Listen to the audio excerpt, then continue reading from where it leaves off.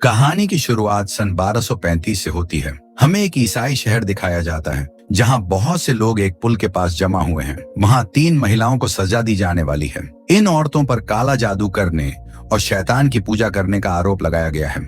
यह वह टाइम था जब महिलाओं पर ऐसे आरोप लगाकर उन्हें पनिशमेंट दी जाती थी। सोल्जर उन 3 महिलाओं के गले में रस्सी डाल देते हैं। वहां खड़ा पिस्ट, जिसके हाथ में एक पुरानी किताब है, उनसे कहता है कि अगर तुम सब अपने गुनाह कबूल कर लो तो तुम्हारी आत्मा को माफी मिल जाएगी। उनमें से एक महिला, जो बहुत जोर जोर से रो रही थी और अपनी जान की भीख मांग रही थी, वह कहती है, हाँ, मैं एक्सेप्ट करती हूँ कि मैंने शैतान की पूजा की और काला जादू करने की कोशिश की। दूसरी महिला कहती है, मैंने सिर्फ दवाइयां बनाकर भेजी, मैंने कभी भी काला जादू नहीं किया। लेकिन जो तीसरी महिला थी, उसे बिल्कुल भी डर नहीं था। उसने पादरी की ओर देखते हुए कहा, तू नरक में जलेगा। इसके बाद उन तीनों महिलाओं को फांसी दी जाती है और उनकी लाशों को पानी में डुबो दिया जाता है। इसके बाद वहां मौजूद सभी लोग जाने लगते हैं। तब फादर सिपाहियों से कहता है, हम इन्हें ऐसे नहीं छोड़ सकते, हमें इन लाशों को बाहर निकालना होगा ताकि मैं अपनी सालों पुरानी किताब से मंत्र पढ़कर इनकी आत्माओं को शुद्ध कर सकूं। लेकिन सिपाही कहते हैं, अब यह दोबारा जिंदा नहीं होंगी, और वहां से चले जाते हैं। पादरी को इस श्राप के बारे में पता था, इसीलिए रात में वो अकेले ही उन बॉडीज को एक एक करके पानी से बाहर निकालने लगता है और उन पर मंत्र पढ़कर शुद्धिकरण करने की कोशिश करता है। सेकंड बॉडी थोड़ा बहुत रिएक्ट करती है और शांत हो जाती है। लेकिन जब वह तीसरी लाश को बाहर निकालने जा रहा होता है तो लाश का वजन इतना ज्यादा होता है कि पादरी खुद पानी में गिर जाता है। जैसे ही वह पानी से बाहर निकलने की कोशिश करता है तो कोई उसका पैर पानी के अंदर खींचने लगता है। वह ऊपर आकर देखता कि तीसरी लड़की जिंदा हो जाती है और शैतान के रूप में अपने पावर से उसकी किताब को जला देती है और पादरी को उसी पुल से फांसी पर लटका देती है। यहीं से सीन कट होता है। इसके बाद स्टोरी सन 1332 की दिखाई जाती है, जहां हमें दिखाया जाता है कि ईसाई धर्म पूरी दुनिया में फैल रहा है और इसके साथ ही बड़ी बड़ी लड़ाइयां हो रही हैं। इन्हीं लड़ाइयों में 2 ईसाई योद्धा भी शामिल थे। ये दोनों बहुत ही अच्छे फ्रेंड थे। एक का नाम था बेहमन और दूसरा था फेल्सन। ये दोनों बहुत ही ताकतवर योद्धा थे और कई सालों तक धर्म के नाम पर युद्ध करते रहे। इन्होंने कई लड़ाइयां लड़ी थीं और आज तक कभी हार नहीं मानी थी। सन 144 में स्मिर्ना की जंग के दौरान ये लोग एक शहर पर हमला करते हैं और उसे अपने कब्जे में ले लेते हैं। लेकिन इसी दौरान बेहमन की तलवार से गलती से एक मासूम लड़की की जान चली जाती है।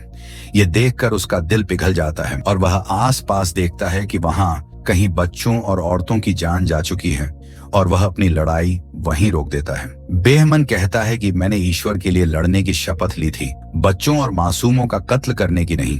लेकिन ग्रैंड मास्टर गुस्से में जवाब देते हैं कि तुम वही करोगे जो चर्च की मर्जी होगी, तुम एक मामूली सिपाही हो। ईश्वर की आवाज मेरे कानों में गूंजती है। इस पर बेहमन गुस्से में कहता है, शायद वह ईश्वर की आवाज नहीं है जो तुम्हारे कानों में गूंज रही है। बेहमन और फेल्सन चर्च की यूनिट को छोड़ने का फैसला कर लेते हैं।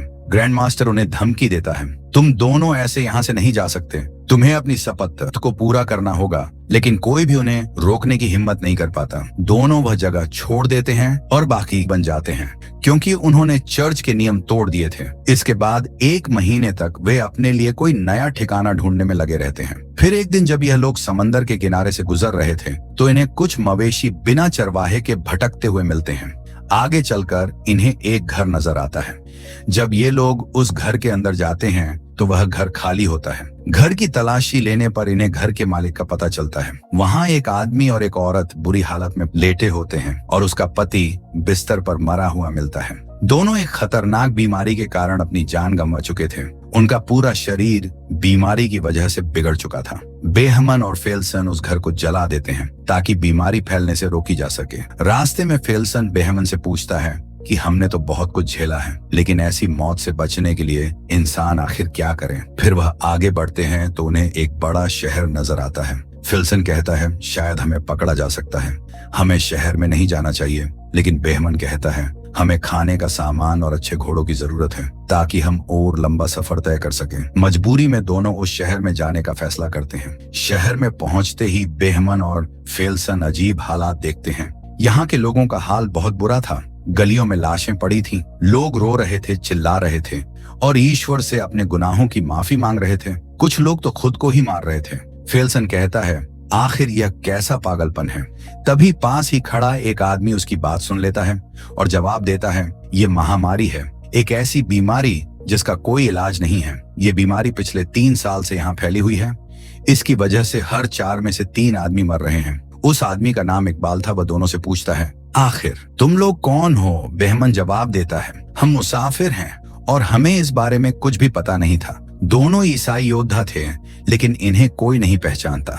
जब ये लोग घोड़े खरीदने की कोशिश करते हैं तो वहां एक आदमी बेहमन की तलवार देख लेता है। ये तलवार नाइट्स की होती थी।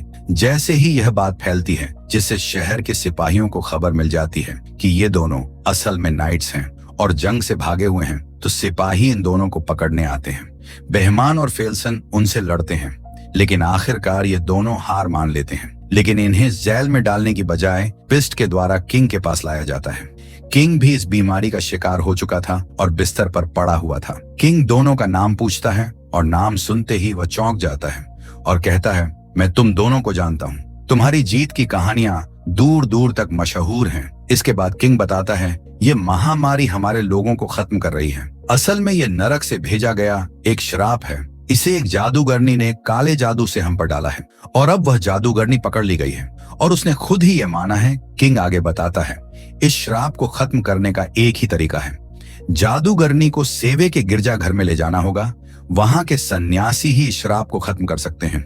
लेकिन बेहमन कहता है, मेरा इन सब से क्या लेना देना? किंग कहता है यह काम हम नहीं कर सकते, लेकिन अगर तुम हेल्प करो तो जादूगरनी को सेवर तक ले जाया जा सकता है। क्या तुम चर्च की सेवा करना चाहोगे? बेहमन इस काम को करने से साफ इनकार कर देता है। उसके इनकार के बाद किंग फिल्सन और बेहमन दोनों को जेल में डालवा देता है।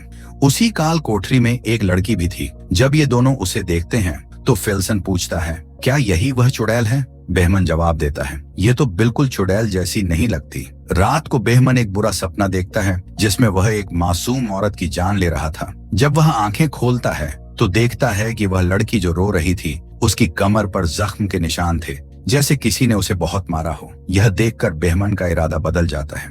वह चर्च के लिए नहीं बल्कि उस लड़की के लिए इस मिशन पर जाने का फैसला करता है ताकि वह उसकी जान बचा सके।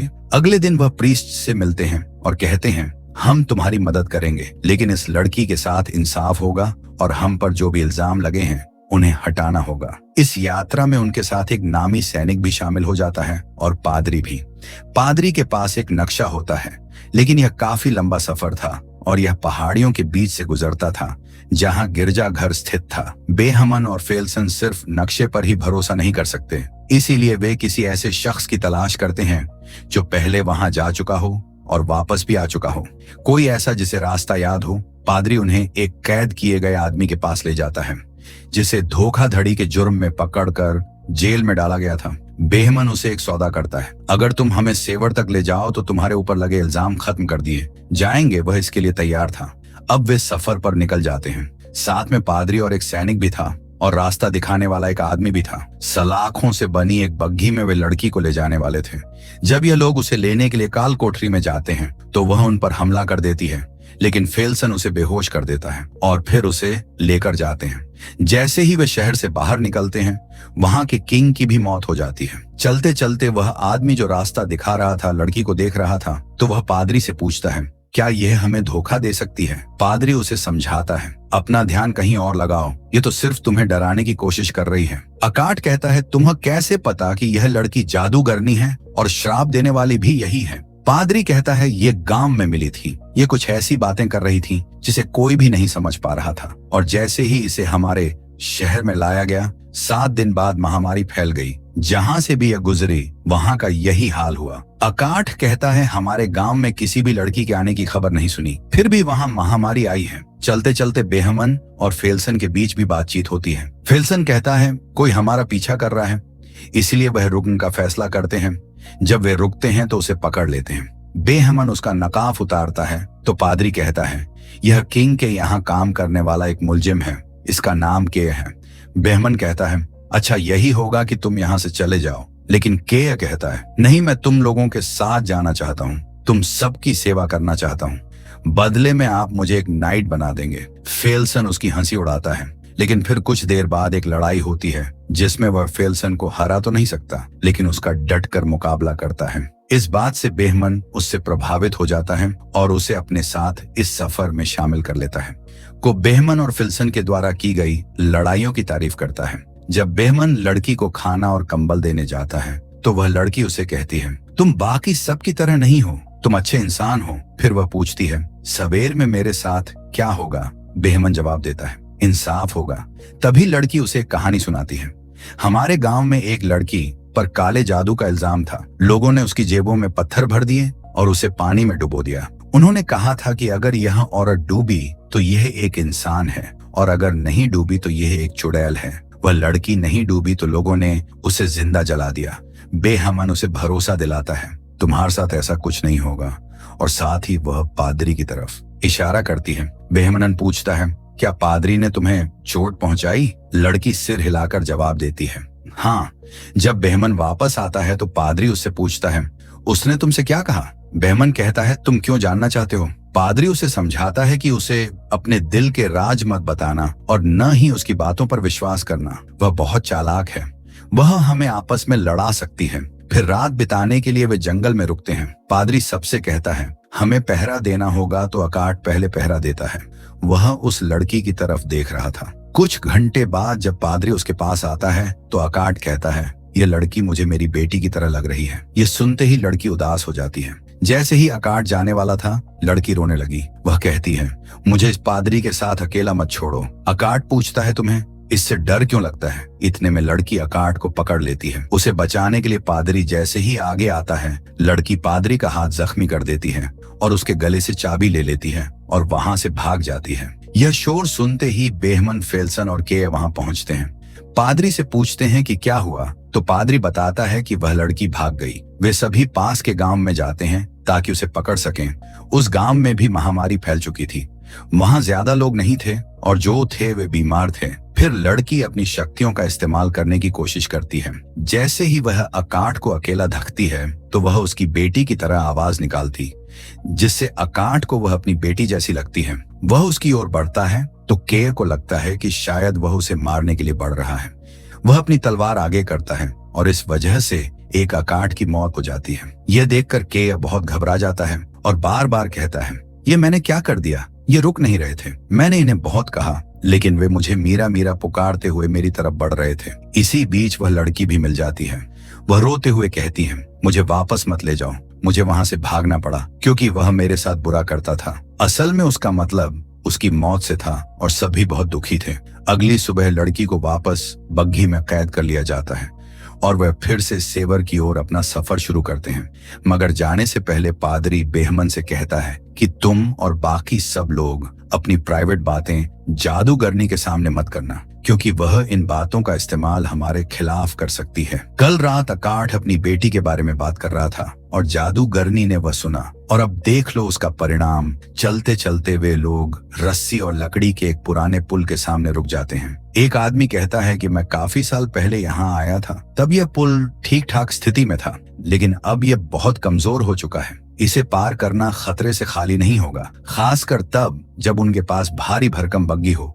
फिर भी वे पुल पार करने का फैसला करते हैं और बग्घी को रस्सी से बांधकर धीरे धीरे आगे बढ़ाते हैं। इस दौरान पुल टूटने लगता है और के मरते मरते बचता है, लेकिन लड़की उसकी जान बचा लेती है। किसी तरह वे पुल पार कर लेते हैं, लेकिन जैसे ही वे दूसरी तरफ पहुंचते हैं, पुल पूरी तरह टूट जाता है।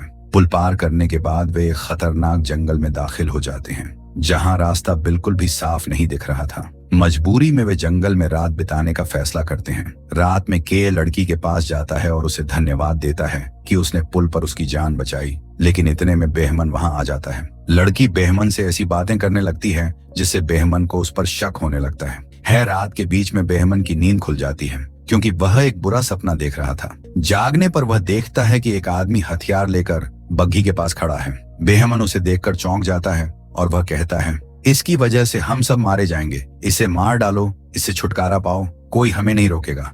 तभी फिल्सन वहां आता है और उस आदमी के हाथ से हथियार छीन लेता है। उसी समय लड़की उनकी बातें सुन रही होती है और अचानक वह भेड़ियों जैसी आवाजें निकालने लगती है। इससे पहले कि कोई कुछ समझ पाता, भेड़िए उन पर हमला कर देते हैं। पहले तो वह सब मिलकर भेड़ियों का सामना करते हैं और उन्हें मार देते हैं, लेकिन उन्हें एहसास होता है कि काफी सारे भेड़िए उनकी तरफ बढ़ रहे हैं, तो वह सभी वहां से भागने का फैसला करते हैं। लेकिन भागते समय उनका एक साथी शिकार बन जाता है और वे उसे बचा नहीं पाते। इस बात से बेहमन बहुत दुखी होता है। अगली सुबह वह लड़की को मारने का फैसला करता है, लेकिन पादरी बीच में आकर कहता है, मैं तुम्हें ऐसा नहीं करने दूंगा। बेहमन उसे दूर धकेल देता है। तभी फिल्सन वहां आता है और बेहमान से कहता है, मंजिल पास है, हम वहां पर पहुंच गए हैं। बेहमन अपना इरादा बदल देता है और गिरजा घर की ओर अपना सफर जारी रखता है। रास्ते में फिल्सन कहता है, जब यह सब खत्म हो जाएगा तो मैं उस जगह जाना चाहूंगा जहां मेरा जन्म हुआ था। जब वे गिरजाघर पहुंचते हैं तो देखते हैं कि वहां कोई भी मौजूद नहीं है। पादरी कहता कि यह टाइम प्रार्थना करने का है, लेकिन जब वह अंदर जाकर देखते तो सभी सन्यासी महामारी के कारण मर चुके हैं। उनमें से एक में थोड़ी जान बेची होती है। वो सोरमन की किताब की ओर इशारा करता है और मर जाता है। अब पादरी प्रार्थना की किताब उठाता है और अब पादरियों में सिर्फ वह अकेला ही बचा होता है। वह लड़की पर कुछ मंत्र पढ़ने की कोशिश करता है, लेकिन तभी लड़की का असली राज सामने आता है। वह सबका अतीत बताने लगती है। बेहमन को एहसास होता है कि वह अपने पापों को छुपाने के लिए एक मासूम लड़की की जान बचाने की कोशिश कर रहा है ताकि वह नर्क में न जाए। लड़की कहती है, धर्म के नाम पर हुई लड़ाइयों में महामारी से ज्यादा लोग मारे गए। तभी पादरी को समझ आता है कि यह लड़की जादूगरनी नहीं है, बल्कि इसके शरीर पर एक डेमन का कब्जा है। पादरी उस पर भूत भगाने का अनुष्ठान करने लगता है, लेकिन डेमन धीरे धीरे अपने असली रूप में आने लगता है। वह उन सभी सलाखों को जलाकर वहां से उड़ जाता है और गिरजाघर के अंदर चला जाता है। यहाँ सभी को समझ आता है कि असल में यह डेमन चाहता था कि हम इसे सेवर लेकर आएं। यही वजह थी कि उसने अकाठ और मार्क को मार डाला, क्योंकि वे इसके रास्ते में आ रहे थे। जब ये लोग गिरजाघर में पहुंचते हैं तो देखते हैं कि वहां के सभी सन्यासी मर चुके थे। वे सालों से किताब की नकल बना रहे थे, क्योंकि डेमन को सिर्फ इसी किताब से खत्म किया जा सकता था। अब पादरी के पास जो किताब थी वह दुनिया की आखिरी किताब थी, उसी से डेमन को खत्म किया जा सकता था। बेहमन पादरी से कहता है, तुम्हें यह लड़ाई अकेले लड़नी होगी। फिल्सन पूछता है, हम शैतान से लड़ रहे हैं या इस लड़की को बचा रहे हैं? बेहमन जवाब देता है, दोनों ही। जब वे गिरजाघर के अंदर जाते हैं तो शैतान उनके सामने आता है। बेहमन पादरी से कहता है कि वे अपनी भूत भगाने की प्रक्रिया शुरू करें। शैतान अपनी शक्तियों का इस्तेमाल करता है और चीजों को हवा में उठाकर इन पर फेंकने लगता है। कुछ देर बाद जितने भी सन्यासी वहां मरे पड़े थे वे गायब हो जाते हैं और शैतानी शक्तियां उनके शरीर पर कब्जा कर लेती हैं। अब वे लोग शैतान के गुलाम बनकर इन पर हमला करते हैं। पादरी किताब पढ़ रहा होता है, लेकिन तभी शैतान उसे मार डालता है। वह किताब जमीन पर गिर जाती है। फिर फेल्सन आता है और डेमन से लड़ने लगता है, लेकिन डेमन उसे जला देता है। के किताब को ले लेता है और उसे आगे पढ़ने लगता है। जैसे ही शैतान उस पर हमला करने वाला था, बेईमान आता है और उसे रोकता है। वह उसके दोनों पंख दीवार से लगा देता है। डेमन अपनी शक्तियों का इस्तेमाल करता है और बेईमान को मारने की कोशिश करता है, लेकिन वह हार नहीं मानता। जब मंत्र पूरा होता है तो डेमन नरक में वापस चला जाता है और वह मासूम लड़की अपने असली रूप में आ जाती है। इस लड़ाई में सिर्फ केया और वह लड़की बच पाते हैं, बाकी सभी मारे जाते हैं। वे दोनों उन सभी को वहीं दफनाते हैं। फिर लड़की बेहमन और उसके साथियों का शुक्रिया अदा करती है, क्योंकि उन्होंने उसकी जान बचाई और उसे अंधेरे से निकाला। वह केया के साथ उम्मीद के साथ चली जाती है और यहीं पर स्टोरी का एंड हो जाता है।